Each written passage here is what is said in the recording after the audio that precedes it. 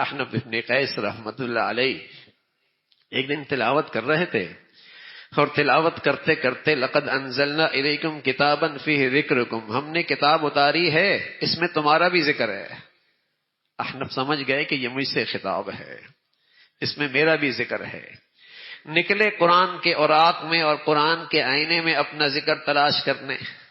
کچھ لوگ نظر آئے قرآن کے آئینے میں، قرآن کے اوراق میں، الذین ينفقون فی السراء والضراء والکاظمین الغیظ والعافین عن الناس واللہ یحب المحسنین والذین اذا فعلوا فاحشۃ او ظلموا انفسهم ذکروا اللہ فاستغفروا لذنوبہم۔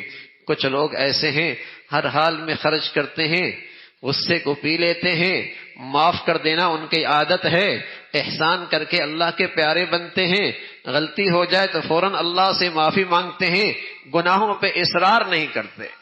یہ ایک تصویر قرآن نے دکھائی، اور زمین پہ ایسے لوگ گزرے ہیں۔ قرآن نے یوں ہی تصویر نہیں کھینچی ہے، ایسے مقدس مضر اللہ والے گزرے ہیں۔ احنف بن قیس نے یہ تذکرہ پڑھا، شرمندہ سے ہوئی ہے، کہا مولا یہ تذکرہ بجا ہے لیکن میری تصویر زندگی کے ان سے میل نہیں کھاتی۔ کچھ لوگ اور نظر آئے، عباد الرحمن، اللہ کے نیک بندے ہیں، یمشون علی الارض ہونا، جن کے اندر عاجزی ہے، جن کی گفتار اور جن کی چال میں بڑی عاجزی ہے۔ وَإِذَا خَاطَبَهُمُ الْجَاهِلُونَ قَالُوا سَلَامًا، اگر کوئی آدمی ان سے الجھتا ہے سلام کہہ کر اس سے الگ ہو جاتے ہیں، الجھتے نہیں ہیں۔ والذین یبیتون لربہم سجدا وقیاما، راتیں قیام میں اور سجدے میں گزرتی ہیں، لیکن کسی غلط فہمی کا شکار نہیں ہوتے کہ بزرگی میں آ گئے، بلکہ یوں بھی کہتے ہیں ربنا اصرف عنا عذاب جہنم، اللہ جہنم کے عذاب سے بچا دے، انہا کان غراما، بڑا رسوا کن ہے۔ شرک نہیں کرتے، زنا نہیں کرتے، ناحق قتل نہیں کرتے، جھوٹی گواہی نہیں دیتے، گناہوں کی مجالس میں نہیں جاتے، اپنی نہیں اولاد کے لیے بھی فکر مند رہتے ہیں، اللہ انہیں بھی متقی پرہیزگار بنا دے۔ احنف بن قیس نے جب یہ تصویر دیکھی پھر شرمندگی سی ہوئی، پھر سر جھکایا، کہ مولا یہ تصویر بھی بجا ہے لیکن تذکرہ اس میں میرا کوئی نہیں۔ کچھ لوگ اور نظر آئے، وَإِذَا ذُكِرَ اللَّهُ وَحْدَهُ اشْمَأَزَّتْ قلوب الذین لا یؤمنون بالآخرہ، کچھ لوگ اور ہیں جہاں اللہ کا تذکرہ آتا ہے پیشانی پہ بل آ جاتے ہیں، ناگواری سی ہو جاتی ہے۔ جب غیر کے تذکرے ہوں بڑے حشاش بشاش ہوتے ہیں، منٹوں نہیں سکیں گھنٹوں ان کے تذکرے سننے میں یہ مصروف رہتے ہیں۔ یہ تذکرہ آیا، احنف بن قیس کہنے لگے اللہ میری پناہ، میرا ان لوگوں سے کوئی تعلق نہیں۔ کچھ لوگ اور قرآن کے اوراق میں نظر آئے، ما سلککم فی سقر قالوا لم نک من المصلین، کیوں پڑے ہو جہنم میں؟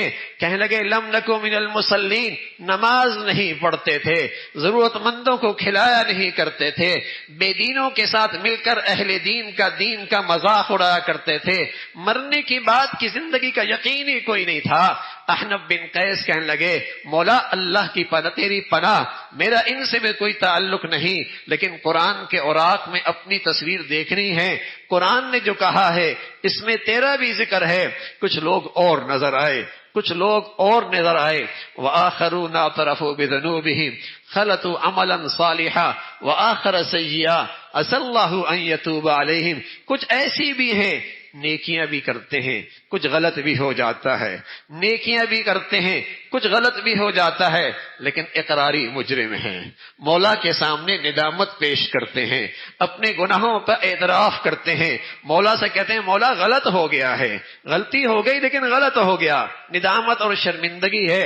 احنف بن قیس نے جب یہ آیت پڑھی کہنے لگے اللہ میرا ذکر بھی موجود ہے، اس میں میرا ذکر بھی موجود ہے، اور ایسوں کے بارے میں اللہ نے کہا عسى اللہ ان یتوب علیہم، جب تو اللہ کی طرف ندامت لے کے آئے گا اللہ تیری طرف اپنی رحمت لے کے آئے گا، اللہ کریم تیری طرف اپنی رحمت لے کے آئیں گے۔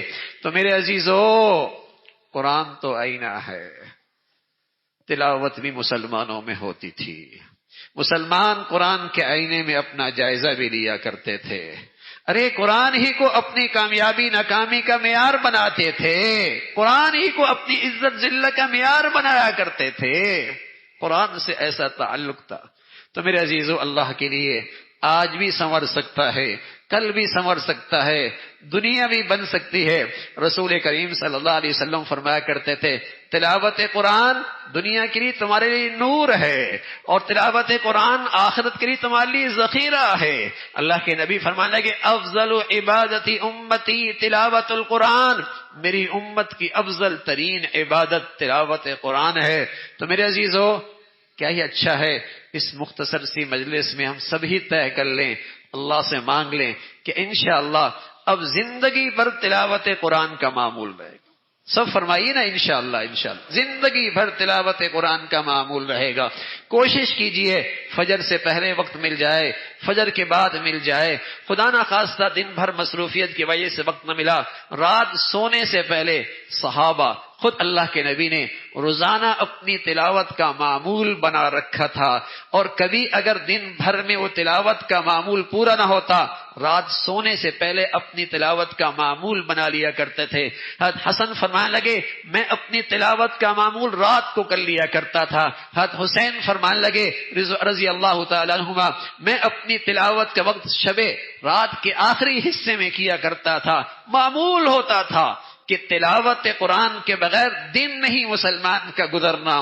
مسلمان کی روحانی غذا ہے، دوا ہے، صحت کا سامان ہے۔ تو میرے عزیزو، معمول بناؤ، نہ صرف اپنی ذات تک، اپنی گھر کی عورتوں کو بھی اس معمول پہ لے کے آؤ، اپنے بچوں کو بھی اس معمول پہ لے کے آؤ۔